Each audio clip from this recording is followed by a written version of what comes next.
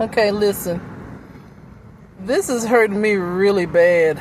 Some of the stuff I'm seeing online, where it's another group of people who they say was white with a black guy who ended up being hung. It was some concert. So it's a little hard to process when you see stuff like that.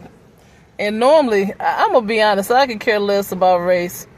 I like everybody, and all of us come up with like some type of, bias where we was raised and it was only like, black folks. Well, I grew up with everybody. I got white people in my family. My great granddaddy white, so big deal. But as a comedian, my job is to make jokes to try to make it light for people when they look at stuff like this, because that's the only sense I can make of just the hurt. Just because somebody is a particular color, why would you do something like that? Yeah, so we're going to get down to the real culprits here with a few jokes that I'm going to tell. And I'm just going to lay it out thick and tell it like a T.I. is.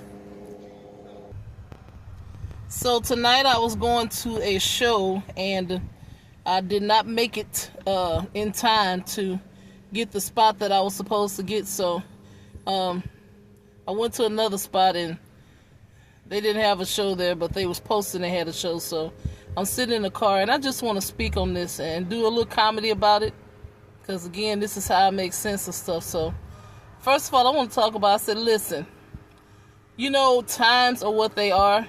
And even though we want stuff to be a particular way, sometimes we just have to accept that this is where it is.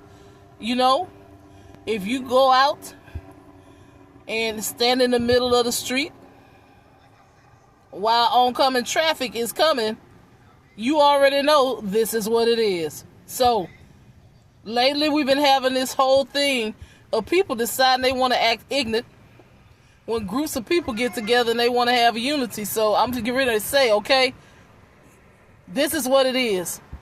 First of all, I am not a prejudiced person. I love Becky with the good hair. I love Sue.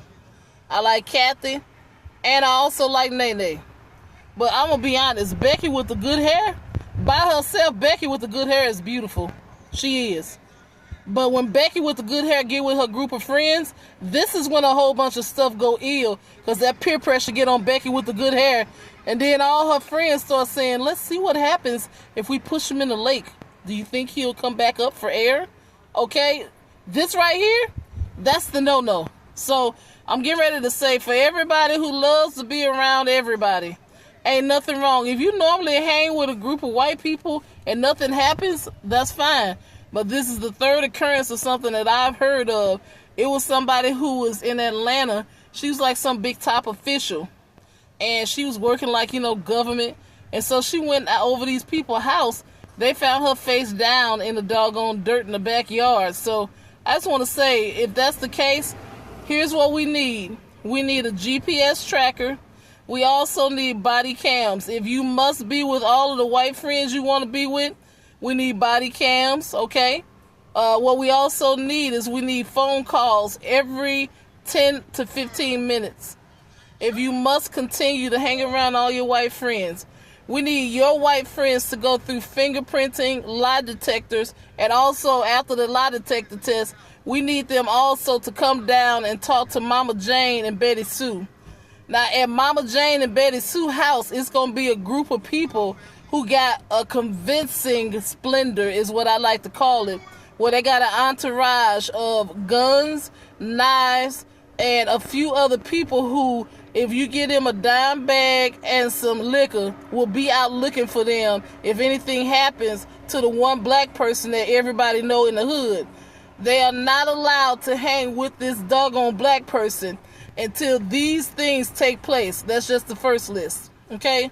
The next thing that needs to happen is all of the white people who in this vetting program, okay, all of them need to take a 5 to 10 hour class on what happens after something happened where the black person don't come back, and then what will happen to them and their families after the person don't come back.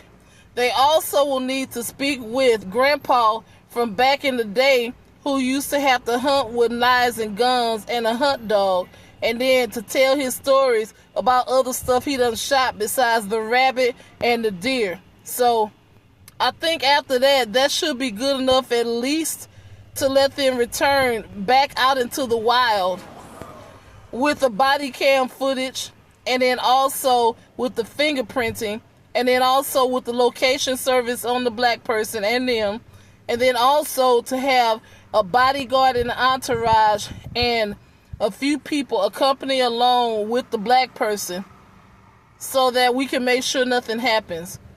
And if all of that ain't enough, then we will continue next with the helicopter. And then the helicopter can fly overhead, and then they can have a few round of shots to shoot. Once they, shoot the rounds, practice to let them know that they got everything done overhead and they're watching. And they're not to be in any closed private places, no water, no skydiving, no mountains, okay? I think that should just about cover every place daring white people will go and some black people, okay? Because I ain't going on no mountains, okay? I'm not. And so that is my guideline or tutorial on what to do for people who still feel that they want to be around their white friends and ain't nothing happened yet, but still need to go through the vetting process. And I'd like to get some comments on what people think about this. The church say amen, okay? Amen. Also, if you black and you married to somebody who white, you are not allowed to go with any of the third to second removed family if it's not the immediate mama and daddy or the white person that you married to. If it's any distant cousins, you can't go with them, okay? If it's Peggy Sue from out of town, you're like, we're just gonna go. No, you can't go with them, okay? You gotta stick around the house close to where the family is, where they got some vested interest, like the grandkids. Anybody who ain't got grandkids and, the group with you and your husband, they ain't got no vested interest, you may not go anywhere with them to, ride anywhere or go far away anywhere with them. So, and that's the end of how I feel about all of this stuff with Nolan Ryan. Then a man who was hanging from some concert who he drove him to.